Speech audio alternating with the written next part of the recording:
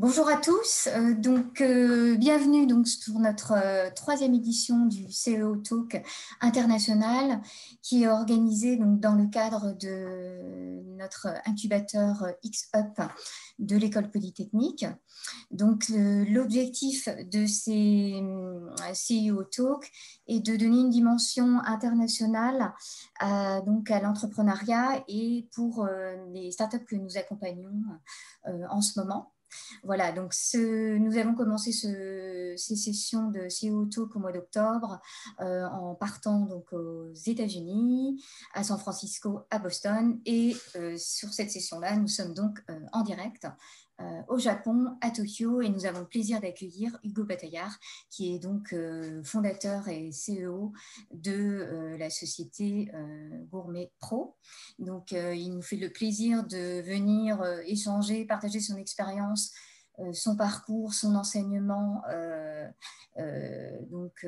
sur sa période de plus de 10 ans au Japon et puis et au-delà.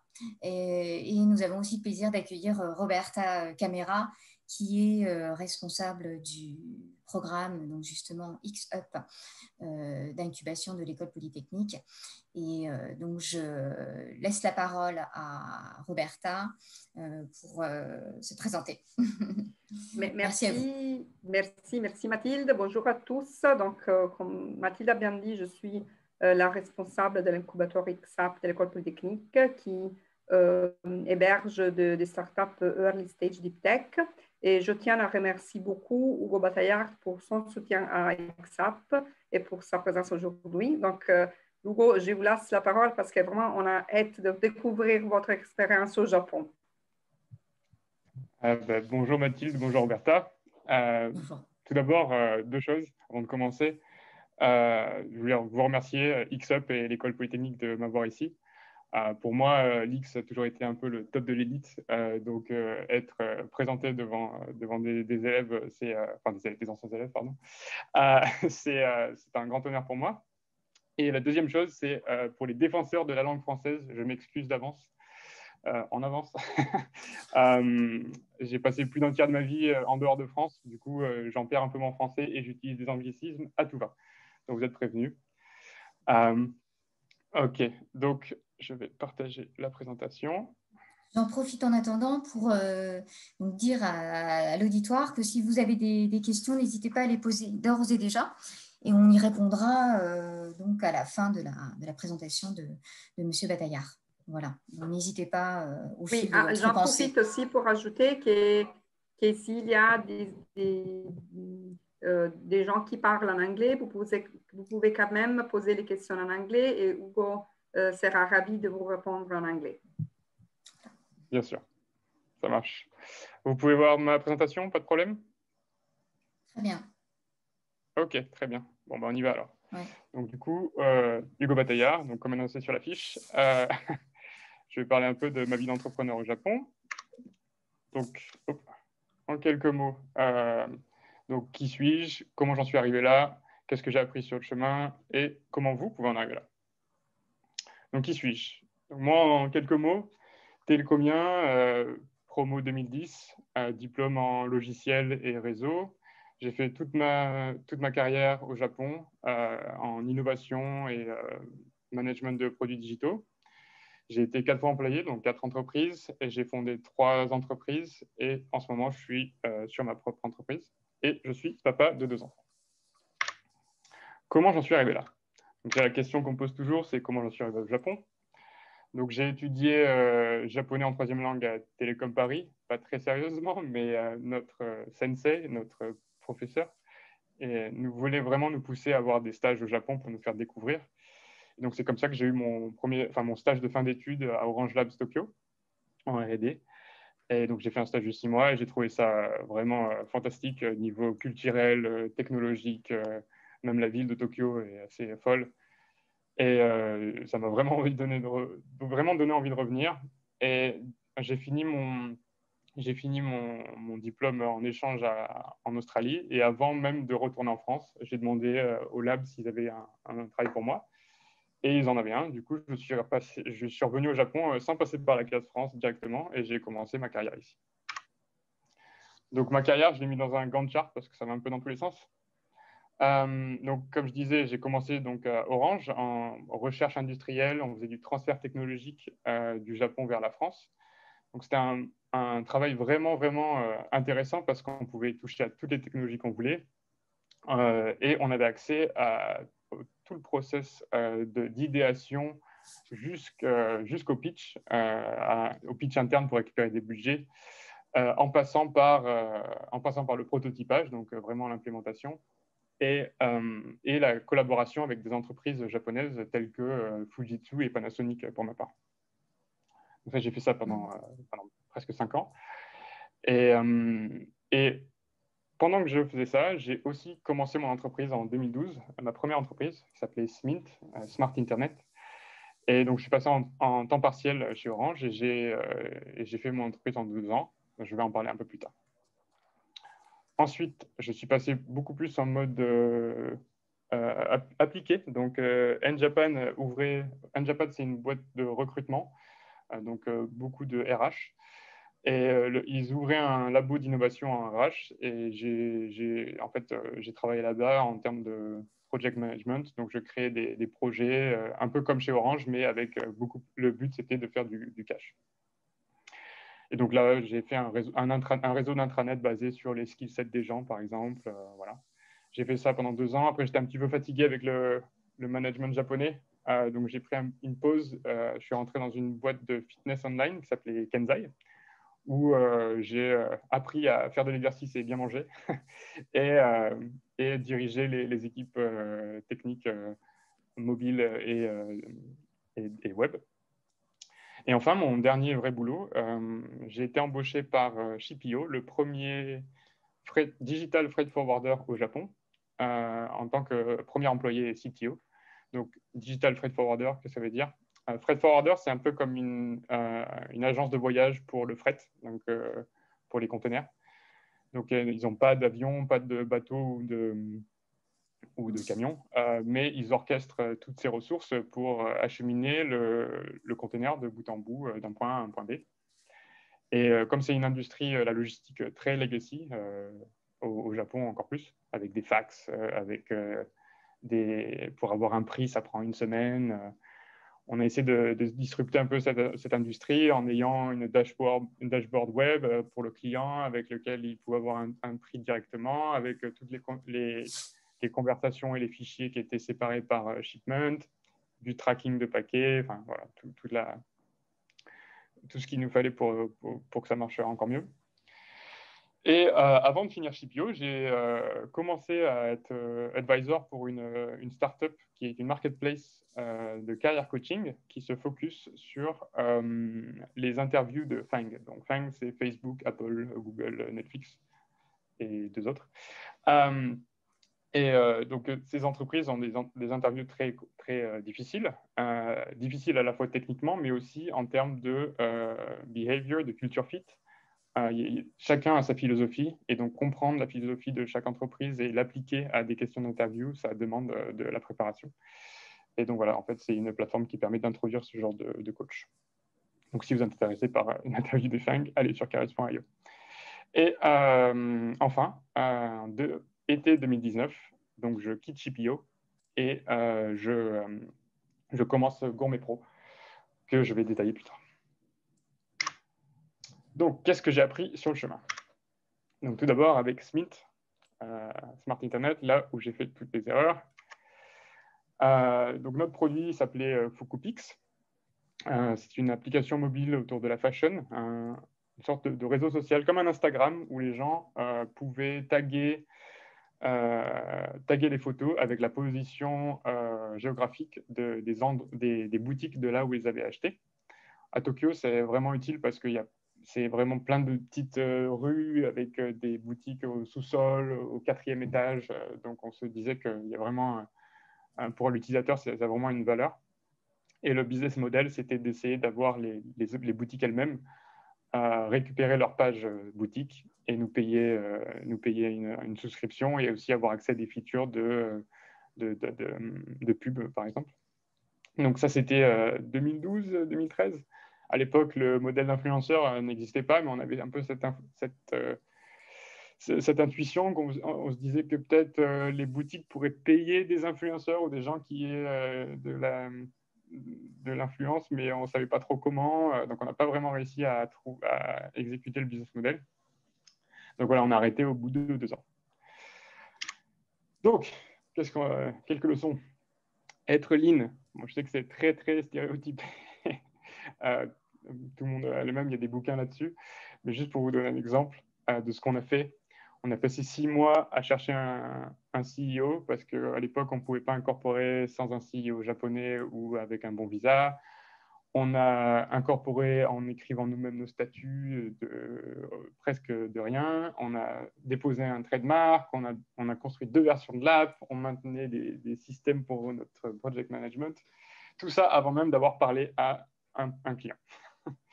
Donc clairement, c'est l'erreur de l'équipe produit, des gens qui ont des skills de produit ou d'ingénierie qui commencent une entreprise et qui font tout sur le produit product first. Et quand on est ingénieur, ouais, c'est un piège qui est assez facile à tomber dedans parce que quand on construit quelque chose, on sent qu'on a accompli quelque chose. Et c'est facile de continuer à construire plus, peu importe si ça ne marche pas. On se dit la prochaine feature, c'est celle qui va marcher. Au lieu de se dire que le produit, c'est juste un moyen d'exécuter le business model et pas l'inverse. Voilà, petit piège. L'équipe des fondateurs, c'est clé, bien sûr.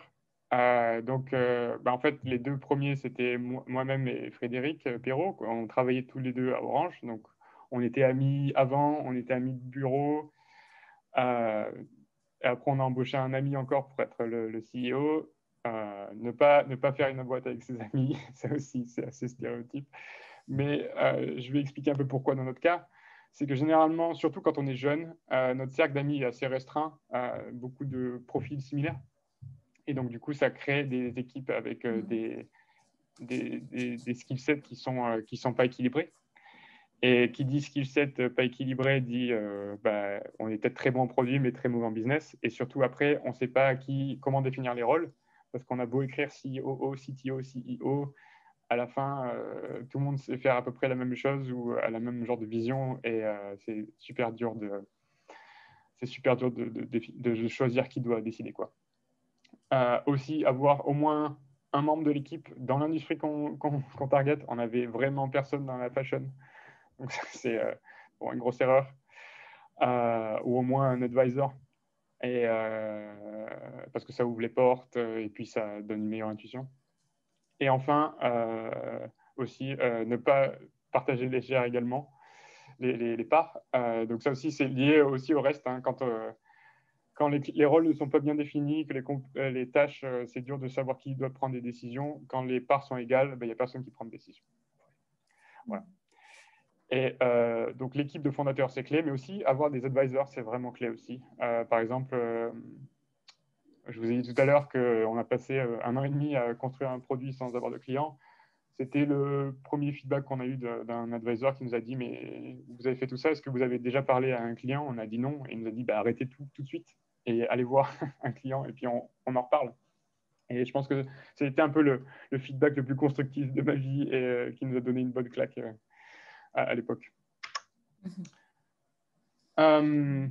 Enfin, la passion, l'énergie, c'est vraiment puissant, surtout quand on est jeune.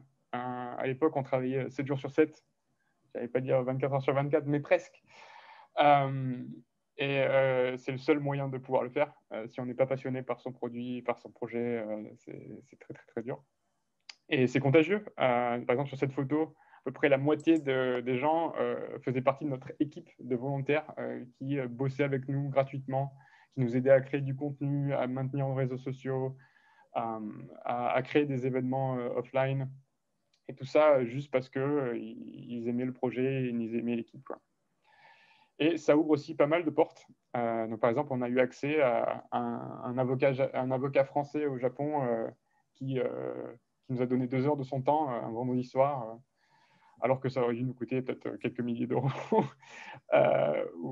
Et tout ça parce que voilà, on essayait, on avait une passion, c'est pas facile au Japon.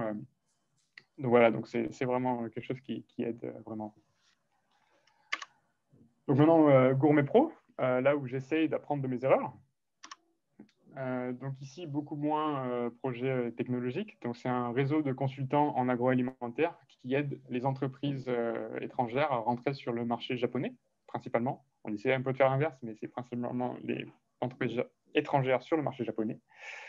Et donc on introduit des consultants qui choisissent leur tarif horaire. Et on a un markup sur leur tarif horaire. Et aussi, on a des services packagés qu'on vend directement à certains clients, comme des focus group ou des études de marché, par exemple. Voilà. Être lean. Donc, j'ai commencé d'abord tout seul avec pareil, une idée produit, mais au lieu de commencer à construire et perdre du temps là-dessus, j'ai passé 3 mois à faire du market research, des interviews de clients. Et je me suis rendu compte qu'en fait, le produit à la base, c'était de faire une plateforme de business matching entre des petits producteurs de produits très niches, par exemple un petit producteur d'huile d'olive du sud de la Sardaigne, à des experts en huile d'olive, par exemple à Tokyo, parce qu'il y en a au Japon des otaku, des geeks de nourriture quelconque, il y en a à peu près partout. Et en fait, en faisant pas mal d'interviews, on s'est rendu compte que la mise en relation, c'était peut-être entre 10 et 20% du problème, mais qu'après, tout ce qui était logistique, stratégie, marketing, branding, tout ça, c'était vraiment clé pour pouvoir vraiment aller jusqu'au bout d'une relation, enfin d'une entrée marché. Donc, c'est pour ça qu'on a décidé de pivoter sur du consulting pour apprendre vraiment les besoins de bout en bout, tout en générant du cash parce qu'on veut bootstrapper, on n'a pas d'investissement. Et donc, consulting, si on s'est bien focusé sur la bonne verticale, c'est un très bon moyen d'apprendre sans perdre d'argent. Et donc, on a fait ça pendant 1 an. Et là, on a décidé de switcher à un nouveau business model, donc d'introduction de consultants au lieu de consulter nous-mêmes. Mais dans le futur, voilà, j'ai envie peut-être de revenir vers ce produit de base, sachant que on a appris pas mal de choses. On a des services d'entrée de marché maintenant qui pourraient concrétiser ces introductions business. Donc voilà, c'est pas perdu. En termes de coûts aussi, on est super lean. On a une team complètement distribuée. Le Corona nous a aussi forcé mon partenaire à apprécier le travail de la maison, mais même avant ça, on n'avait pas de bureau, donc on a très, très peu de coûts fixes. Je perds beaucoup moins de temps à construire des choses moi-même à travers l'utilisation de freelance. Par exemple, pour faire des présentations plus belles que celle-là, mais aussi des outils no-code. Notre site, il est en Webflow, on a toute nos documentations et sur notre service qui s'appelle Notion. Enfin, voilà, donc je perds beaucoup moins de temps à essayer de construire des choses en tant qu'ingénieur et vraiment d'apprécier mon rôle de CEO plus. L'équipe clé, donc cette fois-ci, vraiment très, très différente configuration. Vincent, mon partenaire, je l'ai connu à travers un réseau professionnel. Donc, on n'était pas du tout amis. Maintenant, on l'est devenu, mais grâce à l'entreprise plus qu'autre chose. Et voilà, c'était plus, on est devenu, on s'est accordé pas parce qu'on était amis, mais vraiment parce qu'on partageait des visions business, des visions de process. Et on appréciait la différence, la complémentarité de nos talents. Donc moi, beaucoup plus technologie, marketing, process, start-up quelque part. Et lui, beaucoup plus le domaine justement de l'agroalimentaire, l'expertise domaine, ayant travaillé pour des grandes entreprises, Saventia dans le fromage, Molson Coors dans la bière, il a travaillé dans le vin. Donc, on est vraiment, vraiment bien complémentaires. Et du coup, ça a été beaucoup plus simple de définir nos rôles aussi.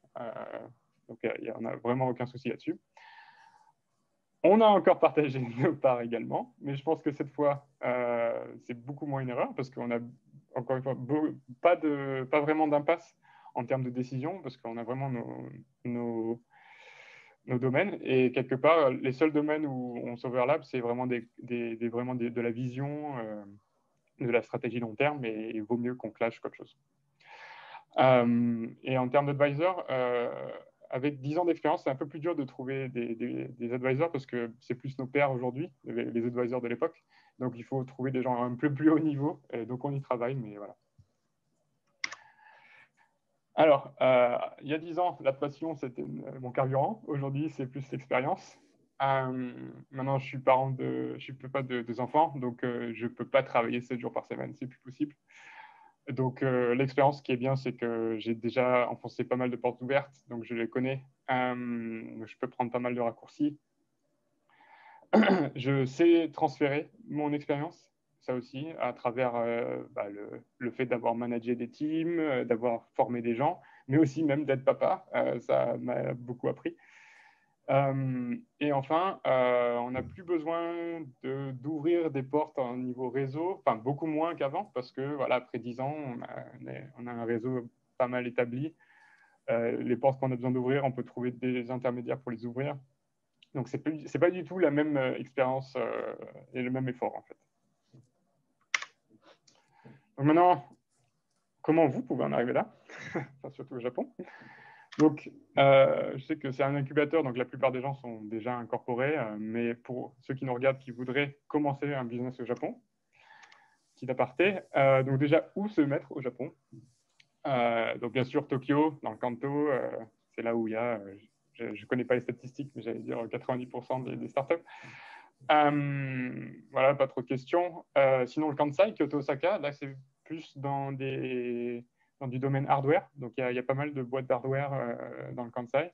Par exemple, il y a ATR dans la robotique. Et pas mal de SMEs qui sont dans le Kansai, qui font pas mal, par exemple, les pièces de l'iPhone. Il y a pas mal de pièces qui sont faites au Japon et qui sont faites dans ce coin. Et il y a 2 nouveaux arrivants, Sendai dans le Tohoku et Fukuoka à Kyushu. Donc surtout Fukuoka qui fait un très très gros push. La préfecture fait un très gros push pour attirer des startups à la fois domestiques mais aussi internationales. Et par rapport à Tokyo, c'est une qualité de vie un peu supérieure parce que c'est une plus petite ville. Il y a accès à la plage, il y a accès à la montagne, il y a accès à pas mal de choses. Et quelque part, ça peut être aussi plus facile pour quelqu'un qui vient d'arriver parce qu'il y a plein de systèmes en place pour introduire des entreprises locales et pour démarrer des entreprises. Alors qu'à Tokyo, comme il y a beaucoup plus de monde, c'est un peu plus dur de soutenir les gens aussi avec un aussi high touch. Pour rester au Japon, en termes de visa, en tant qu'entrepreneur, donc jusqu'à pas si longtemps que ça, il y avait vraiment que l'Investor Business Manager Visa, qui était valide 1 an, mais il fallait que l'entreprise soit déjà faite et avoir des bureaux physiques, donc louer des bureaux, ce qui n'est pas donné, et avoir un minimum de 5 millions de yens de capital. Je suppose que ça fait 40 000 €, c'est comme ça, ou 2 employés temps plein japonais, enfin japonais ou résidents japonais. Donc, pas très, très évident, surtout pour des petites startups. Mais voilà, le gouvernement, encore une fois, qui veut attirer des talents, a produit ce nouveau startup, le Startup Visa, qui est en préparation de Business Manager Visa, qui est entre 6 mois et 1 an, et qui n'a aucun requirement sur l'entreprise. Et qui est géré par les entreprises, par les préfectures. Donc, c'est là où, par exemple, Fukuoka et Sendai, ils ont des programmes visa, Startup Visa très, très, très, très bons. Et c'est là où ils se différencient. Et en gros, c'est une sélection sur le business plan. Et la seule requirement, c'est d'incorporer dans la préfecture du startup. Dans la préfecture, voilà. Incorporer la startup dans la préfecture. Voilà. Pour incorporer au Japon, en fait, c'est pas très compliqué. C'était compliqué à l'époque, pendant ma première entreprise, mais aujourd'hui, il n'y a pas vraiment de requirement visa ou de statut. Il n'y a pas de minimum de capital. On peut faire une entreprise pour 1 yen. Ça coûte à peu près 300 000 yens, donc 2 500 €, je suppose, un peu moins peut-être, de service, de créer les statuts, tout ça, avoir un avocat. Donc, c'est pas très, très, très cher. Mais aujourd'hui, encore une fois, le gouvernement qui pousse pas mal créer des bureaux, le Tokyo One Stop Business Establishment Center, TOSBEC, où c'est un service complètement gratuit qui couvre toute l'incorporation des statuts, taxes, RH, tout, et on peut pratiquement sortir une entreprise qu'en passant par ce bureau. Et je suppose que là, les coûts sont moindres parce que le service est gratuit, c'est juste les coûts de notaire qui sont peut-être de 150 000 yens. Donc là, par contre, une fois qu'on a réussi à incorporer les petites particularités du marché japonais, donc en B2C, le public est un peu moins price sensitive, donc un peu moins sensible au prix qu'un public européen. Les gens sont, par exemple, pour des apps mobiles, les gens sont prêts à dépenser 100, 200, 300 yens, 400 yens très facilement, même à prendre des souscriptions beaucoup plus facilement qu'ailleurs. Donc c'est un bon point. Après, par contre, la culture et même les lifestyles, les besoins des gens sont quand même bien différents. Le langage, traduire une app, ça ne suffit pas, il faut vraiment la localiser, vraiment l'adapter au marché. Et donc, prends un exemple, peut-être dans le retail, c'est en France, le dimanche, tout est fermé. Au Japon, tout est ouvert 7 jours sur 7 et même les convenience stores, combini, sont des endroits qui sont ouverts 7 jours sur 7, 24 heures sur 24 et je peux aller un dimanche matin à 4 heures du matin, récupérer un plat préparé, payer ma facture d'électricité, retirer de l'argent, faire un virement et puis je ne sais pas, qu'est-ce qu'il y a d'autre ah oui, acheter des tickets de concert. Voilà. Donc, ce genre d'habitude, parce que le fait que ce soit là, c'est quelque chose, c'est pas, mais l'habitude d'avoir cette accessibilité à pas mal de choses est un exemple de différence de vie par rapport à la France ou l'Europe. Un autre aspect sur lequel les Japonais sont très titilleux, c'est la privacy. Donc, les gens préfèrent être anonymes, surtout sur Internet. Donc, il y a beaucoup de... Par exemple, Facebook a eu du mal à s'implanter sur le marché japonais au départ parce que ça demandait que les gens mettent leur vrai nom. Et les Japonais n'étaient pas trop d'accord. Ils utilisaient un équivalent qui s'appelait Mixi à l'époque, qui était anonyme, donc ça marchait beaucoup mieux. Et puis après, Twitter a boomé, encore une fois, à cause de ça. Une des raisons par rapport à Facebook. Mais maintenant, voilà, Facebook a récupéré l'affaire et je vais expliquer pourquoi un peu après. Dans le B2B, la vente, ça prend beaucoup plus de temps. Il y a plein de stakeholders, il y a des meetings à 15 personnes et beaucoup. Et ça prend beaucoup plus de temps de prendre une décision. Donc, il faut être patient. Il n'y a pas vraiment de solution, à part si le produit s'attaque à des startups. Donc, là, il y a peut-être moyen d'avoir des cycles un peu plus rapides. Mais si c'est pour targeter des grosses entreprises, ça va prendre du temps. Les entreprises sont aussi, ont peur de prendre du risque. Donc, ça va être l'adoption de nouveaux arrivants va être très, très longue jusqu'au moment où le premier gros client va signer. Et là, s'il y a un gros client qui signe, tout le monde signe parce que si mon compétiteur le fait, il faut que je le fasse aussi. Donc, il y a ce côté, on a peur de prendre des risques, mais par contre, une fois que c'est mainstream, tout le monde y va. C'est pour ça que cette courbe qui est presque verticale. Et enfin, la langue, c'est l'anglais, on y travaille, mais voilà, il y a quand même pas mal d'entreprises qui ne parlent pas encore japonais. Et même quand on parle le japonais, il y a un problème de culture pendant les meetings de business qui est important. Donc voilà, c'est pour ça que je recommanderais plus beaucoup d'entreprises font soit recruter quelqu'un sur place pour monter une filiale, soit créer une JV avec une entreprise qui est déjà existante, ou passent par des distributeurs. Distributeurs, par exemple, de software qui sont agréés par les grosses entreprises et puis ils leur font confiance. Donc, si l'entreprise propose un produit, il y a plus de chances qu'ils le trouvent, qu'ils l'acceptent. Le networking au Japon, LinkedIn, il n'y a pratiquement personne. Et par contre, c'est remplacé par Facebook. Donc, comme Facebook et les gens ne sont pas anonymes, ils l'utilisent plus pour le mode professionnel. Ce qui est un peu bizarre au début quand un investisseur me demande de me connecter sur Facebook, sachant que mon compte était fait en 2009 quand j'avais 19 ans, ou 21, pardon, où il y a peut-être des photos que je ne suis pas trop d'accord. Mais bref, donc il faut s'adapter, quoi. C'est comme ça au Japon. Et sinon, Twitter, voilà, aussi, plus en mode broadcast, mais très, très populaire au Japon. Investissement. Donc, désolé, j'y connais pas grand-chose parce que j'ai bootstrappé toutes mes entreprises. Mais ça devient de plus en plus facile. Il y a beaucoup plus de fonds étrangers qui sont implantés au Japon, donc qui créent des tendances à accepter l'étranger. Mais dans tous les cas, comme le marché est difficile, si on n'a pas quelqu'un de japonais dans l'équipe, même les fonds japonais demandent d'avoir quelqu'un dans l'équipe de japonais ou de bilingue ou de natif qui puisse connaître le marché pour pouvoir réussir, à part certaines exceptions. La bonne nouvelle, c'est que je ne suis pas tout seul au Japon, donc même si j'y connais rien, par exemple, en investissement, il y a d'autres membres de la French Tech Tokyo qui connaissent. On a 515 membres, donc des individuels, 25 certified members, donc ça c'est des startups, et 12 grands partenaires, dont Orange par exemple. Et on a ouvert notre Slack, donc bit.ly FTT Slack. Si vous voulez nous joindre, passez faire un petit coucou et nous poser autant de questions que vous voulez. On est là et on répondra. Voilà. Donc, merci à tous, ou comme on dit ici, merci beaucoup. Merci beaucoup, Hugo. Voilà. Donc, oui. Mais justement, alors, je vais juste rebondir sur cette dernière slide. Voilà, comment en fait vous a aidé la French Tech, comment vous avez pris contact avec eux et dans quelle mesure ils vous ont porté dans vos projets. Donc, la French Tech Tokyo, elle organise pas mal d'événements. Donc, c'est vraiment une bonne occasion de rencontrer les gens de la communauté et aussi de rencontrer des gens de l'industrie qu'on n'aurait pas forcément l'occasion de rencontrer dans des réseaux différents.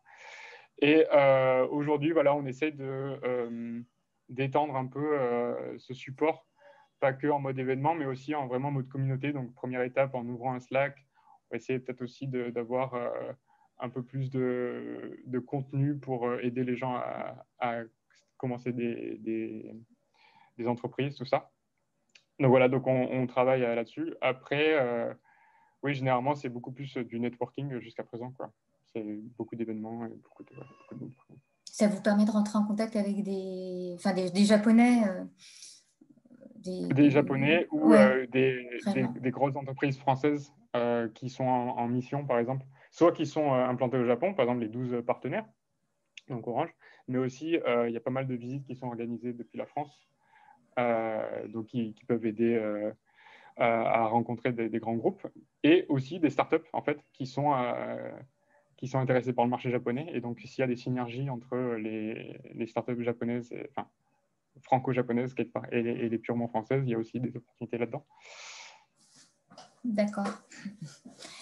Roberta, tu veux rebondir sur une autre question Hugo, j'ai une question pour vous.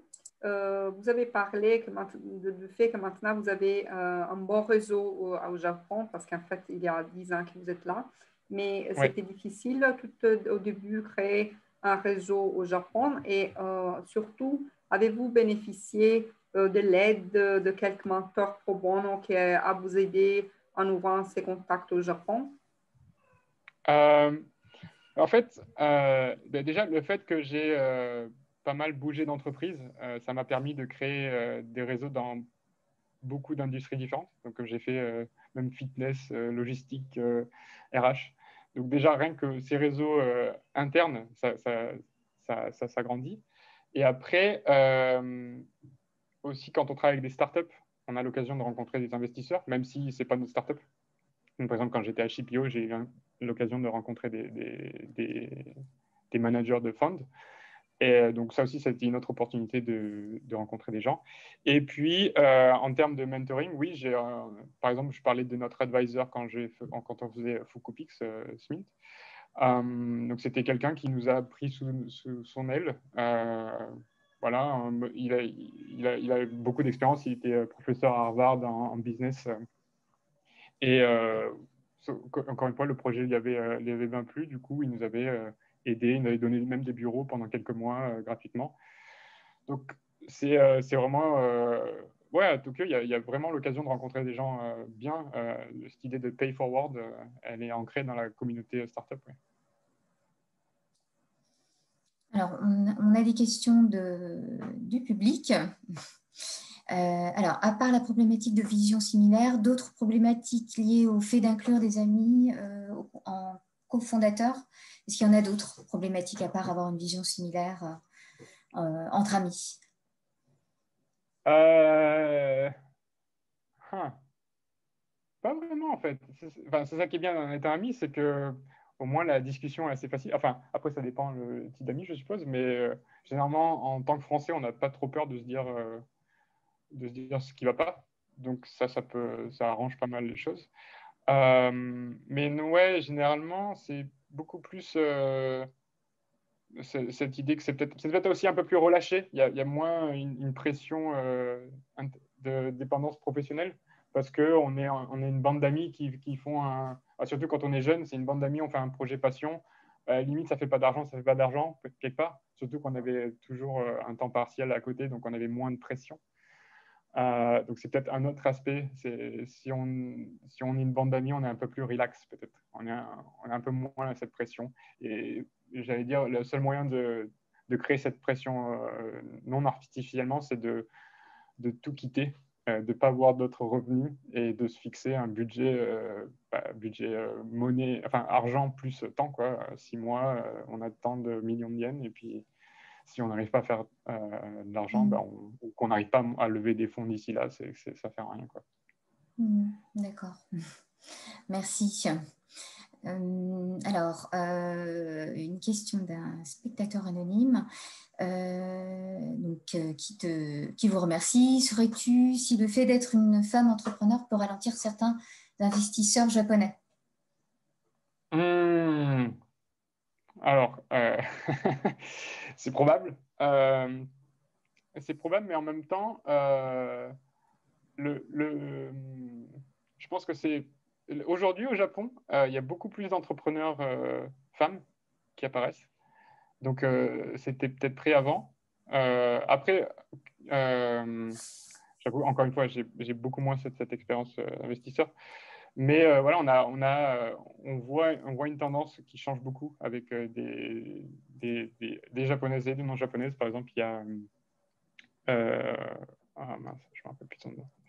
Il y a quelqu'un de la French Tech qui est établi à Fukuoka et qui est en train de créer sa startup aujourd'hui, qui s'appelle Dokocha et Digito Menu. Désolé, je ne me rappelle plus de ton prénom, mais je me rappelle du nom de la boîte.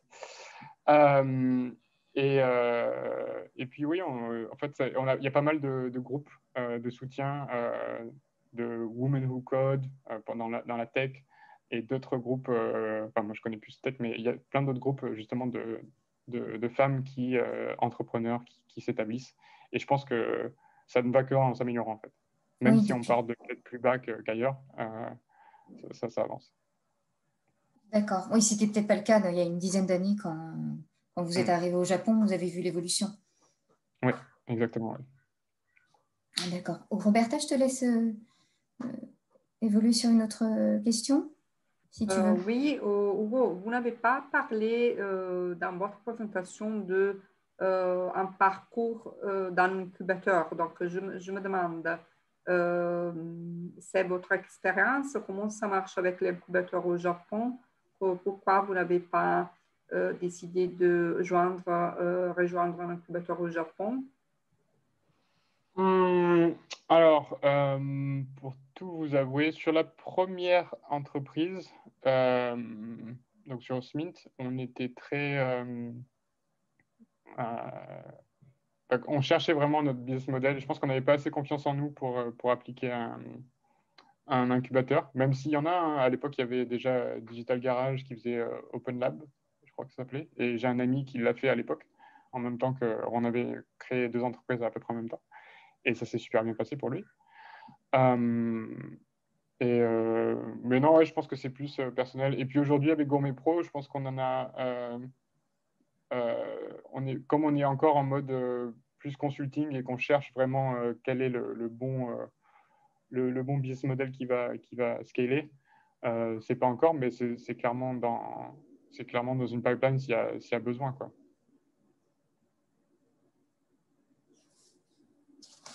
Merci Hugo. Donc, Merci beaucoup. on a une autre question. Quels sont pour toi les atouts d'entreprendre à l'étranger par rapport à ton pays d'origine? Alors, déjà, pour moi, enfin, je ne suis pas venu au Japon pour entreprendre de base, donc ce n'était pas mon but, mais même, il y a quand même, moi, ce que j'apprécie dans être étranger, c'est que il y a quand même un accès à un réseau de gens étrangers qui est beaucoup plus divers que quand on reste en France. Donc, même en cercle d'amis ou cercle professionnel, on est beaucoup plus restreint quand on est chez soi.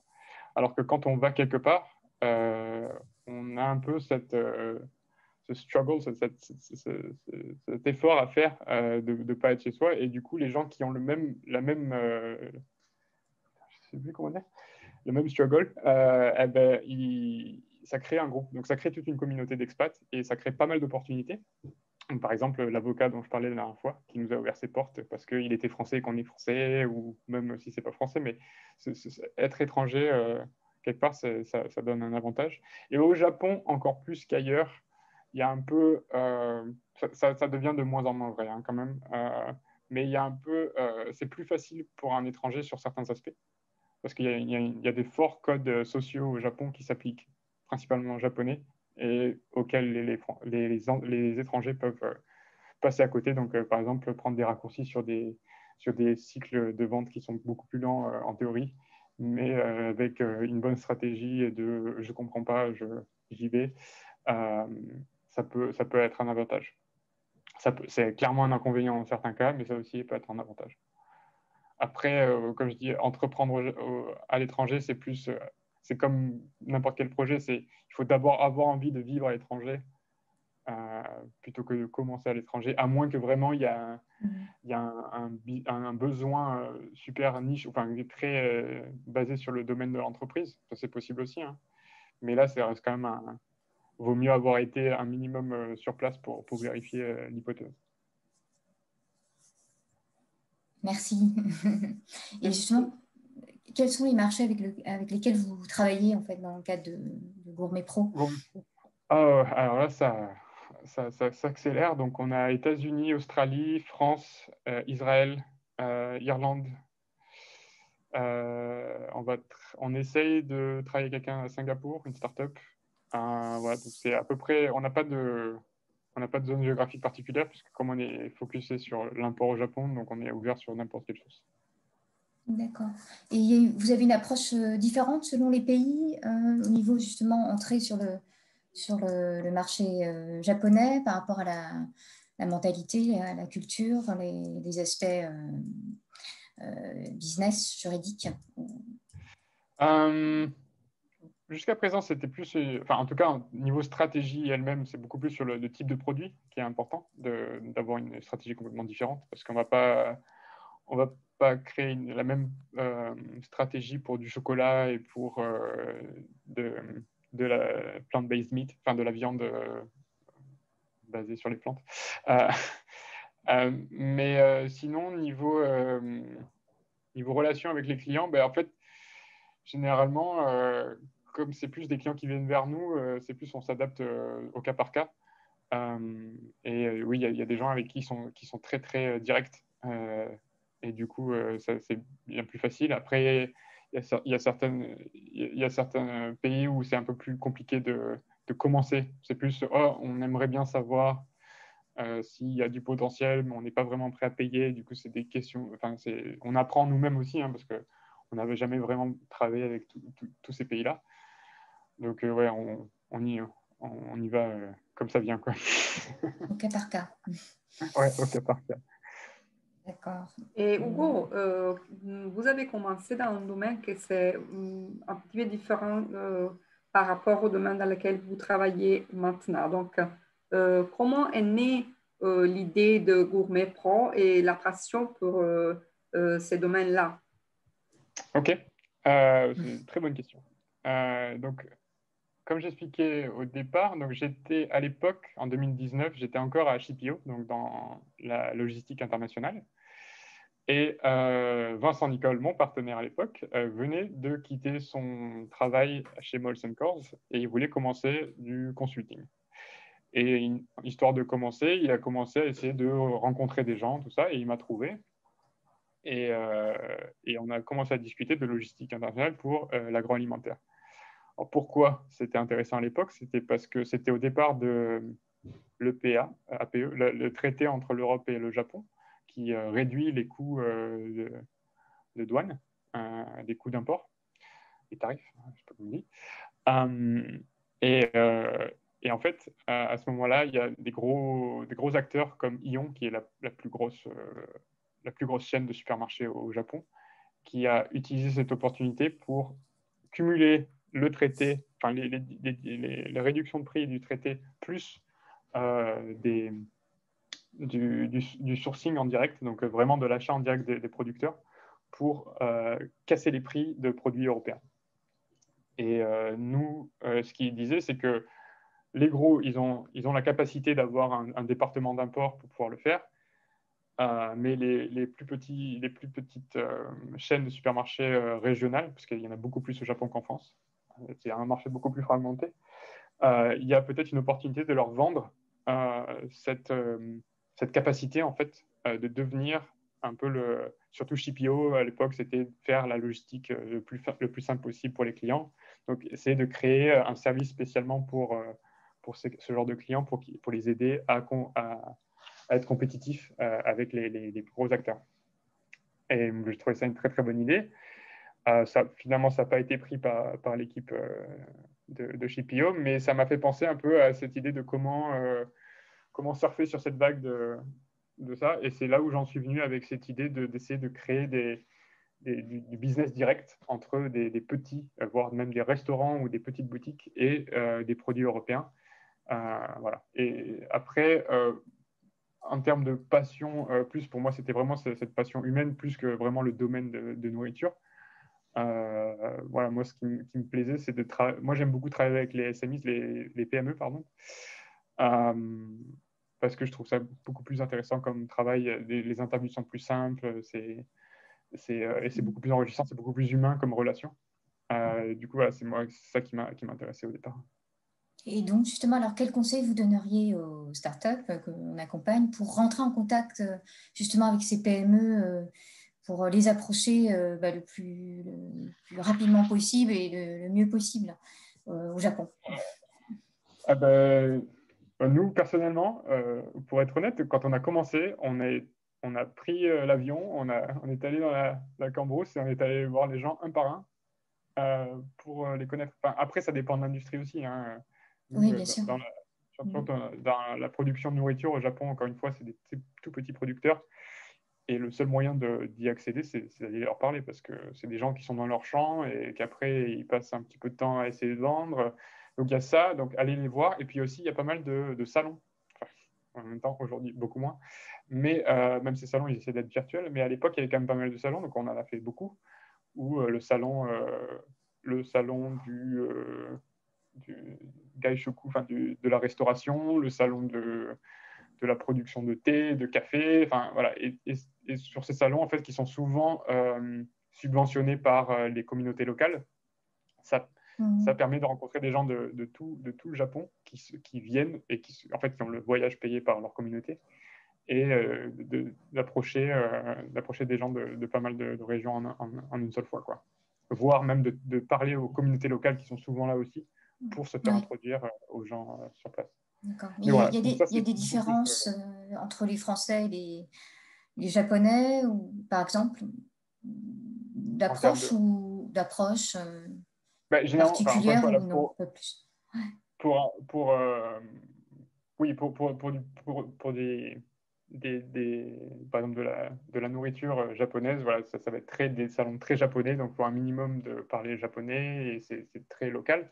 Après, pour rencontrer plus des domaines dans la tech, il y a pas mal d'events à Tokyo qui sont organisés, qui sont gratuits, où on peut vraiment, par exemple, les events de la French Tech, mais pas que, où c'est assez facile de rencontrer des entreprises à la fois françaises, étrangères et japonaises. Donc, par exemple, le jeudi, il y a le Thursday Gathering qui est aussi un partenaire de la French Tech Tokyo, qui organise des événements à la fois online et offline en même temps, où c'est une très très bonne opportunité de rencontrer des gens dans plein de domaines, mais un peu plus start-up tech, beaucoup moins des petits producteurs pour nous. D'accord. Et Hugo, j'ai une question parce qu'en fait, vous avez parlé avant de l'importance de la langue, que ça fait un petit peu de barrière pour bien intégrer l'entrepreneuriat au Japon. Mais est-ce que vous avez des autres conseils aussi qui ne sont pas très liés à la langue, mais qui sont des codes culturels qu'il faut connaître pour bien s'intégrer dans l'esprit japonais? Alors, par exemple, une règle très simple, c'est de réserver un meeting un mois à l'avance. Parce qu'au Japon, on ne choisit pas la date d'un meeting une semaine à l'avance, c'est pas possible, c'est impossible. Donc, toujours être très en avance sur son schedule, parce que sinon, ça va être impossible de rencontrer des gens. Quoi d'autre? Après, c'est très, encore une fois, venir avec quelqu'un de japonais à un meeting, c'est beaucoup mieux. Même si les gens parlent anglais, ou à part vraiment pour des bilingues qui ont vécu à l'étranger, tout ça, pour des entreprises, venir avec quelqu'un qui est natif, c'est vraiment un gros plus, quoi. Ça crée une différence. Mais je pense que c'est un peu similaire en France aussi quand même. Venir avec quelqu'un qui est français dans un meeting en France, ça crée une relation un peu plus... parce qu'il y a vraiment une différence de culture qui est très, très dur d'accéder si on n'est pas natif. Merci. Merci. Alors, n'hésitez pas à poser vos questions. On a encore un petit peu de temps à ce sujet. Donc,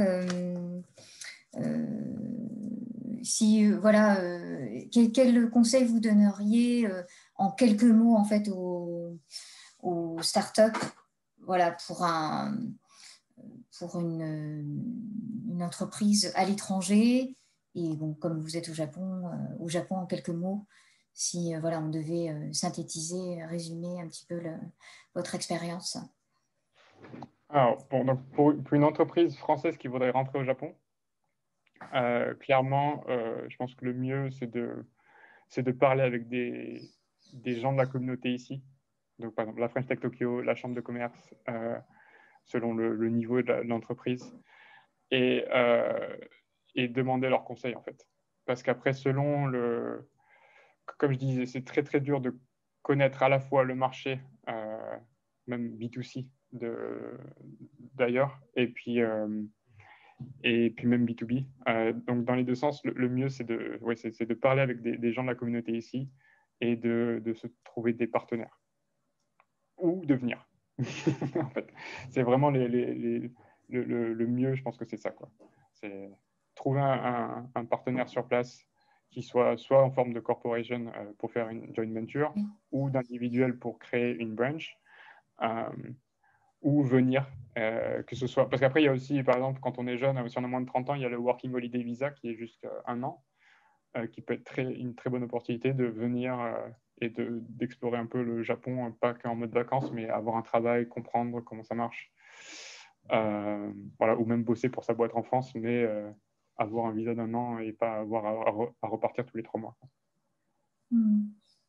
Hugo, j'ai une autre question. À part la French Tech Tokyo, si quelqu'un souhaite commencer à comprendre comment ça marche l'entrepreneuriat au Japon, est-ce qu'il y a des sites en anglais, par exemple, où on peut se renseigner, où les startups japonais ou les startups à Tokyo utilisent pour partager des infos? Je ne sais pas, un réseau un petit peu international qui vous avez là, qui vous utilisez? Alors, je sais que les préfectures font des Tokyo Startup Guide. Ce sont plus des bouquins, mais je pense qu'il doit y avoir des sites. J'avoue que je ne me suis pas trop renseigné. Après, il y a la communauté Hacker News, qui est un peu plus tech au Japon. il y a donc le Thursday Gathering, au moins, comme ils ont leurs événements sont aussi online, c'est pas mal pour rencontrer des gens sans avoir besoin de venir. Après, en termes de ressources, j'avoue que je ne sais pas. Ce sera une bonne question à poser sur notre Slack. Merci. Ouais. Alors, il n'y a pas d'autres questions de l'auditoire. Profitez-en. Il reste quelques minutes. Hugo, sera possible de partager vos slides oui. Il y aura également un replay en fait, de la vidéo. Donc, voilà, l'un ira avec l'autre. D'accord. Donc, vous avez quelles sont vos prochaines étapes, en fait, Hugo, sur les prochains mois à venir dans le cadre de votre entreprise? Ouais. Donc, pour Gourmet Pro, l'idée, là, c'est de vraiment augmenter la taille de notre réseau de consultants externes qui vont pouvoir augmenter notre capacité de projet. Et puis, plus tard, justement, de commencer à étendre ce réseau à d'autres pays. Donc, par exemple, avoir des gens qui soient en Europe, avoir des gens qui soient aux US en fonction des besoins et essayer de répliquer un peu le même modèle ailleurs. Ça, ce sera un gros challenge, je pense. Très bien. Et vous avez un message à donner en fait aux startups pour peut-être clôturer. À moins que Roberta, tu aies une question supplémentaire avant. Ah, alors on a une question. Question aux organisateurs. Alors,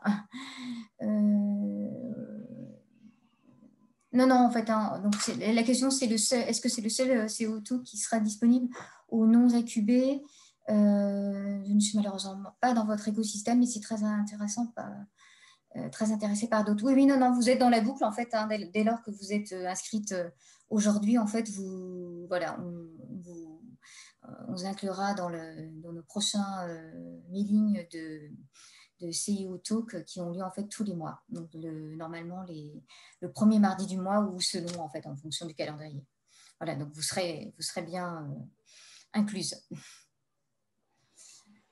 Donc Roberta, tu avais une question supplémentaire ou non, Hugo, non. je pense que si vous souhaitez terminer peut-être avec un conseil aux entrepreneurs, qu'est-ce que c'est pour vous l'entrepreneuriat? Qu'est-ce que vous pensez un bon entrepreneur doit être? C'est facile comme question. C'est une très bonne question. Je pense que déjà, être entrepreneur, c'est vraiment avoir cette envie de résoudre des problèmes soi-même et de vraiment de s'accaparer le problème. Je pense que y a des gens qui sont beaucoup plus qui aiment avoir un framework, avoir des gens qui leur disent quoi faire ou même juste leur donner des directions et puis exécuter. Alors qu'un entrepreneur, c'est beaucoup plus, c'est quelqu'un qui va essayer de comprendre les problèmes qui existent ou même les problèmes que les gens n'arrivent pas à s'imaginer aujourd'hui qui peuvent exister mais qui existeront dans le futur. Et vraiment de le faire le sien, quoi. Parce que comme pas mal de gens disent, faire une entreprise, c'est quelque part comme faire un bébé. Et même légalement, c'est une entité. C'est comme une personne. Et c'est vraiment ça, quoi. Parce que ça devient son bébé. Et c'est aussi un piège, parce que c'est assez dur de ne pas voir les mauvais côtés de ses propres enfants. Mais voilà, c'est vraiment quelqu'un qui est prêt à créer quelque chose qui va lui prendre sa vie, mais qui va le fulfill, qui va le remplir de joie. Voilà, parce que voilà. Et si on n'est pas prêt à s'investir à fond, c'est pas la peine. D'accord, merci beaucoup. Voilà. Donc on va clôturer cette édition.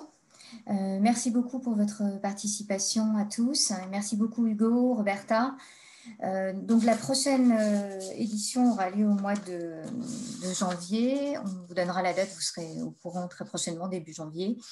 Et puis, on sera heureux de vous retrouver sur donc une prochaine thématique en Afrique. Pour l'instant, on ne peut pas vous dire exactement où, le suspense reste total.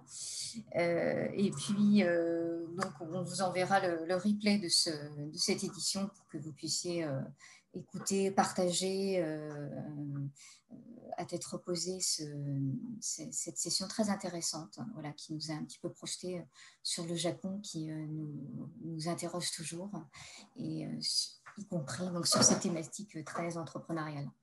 Merci beaucoup à tous. À bientôt. Merci. Bonne journée. Bonne journée. Au revoir. Au revoir.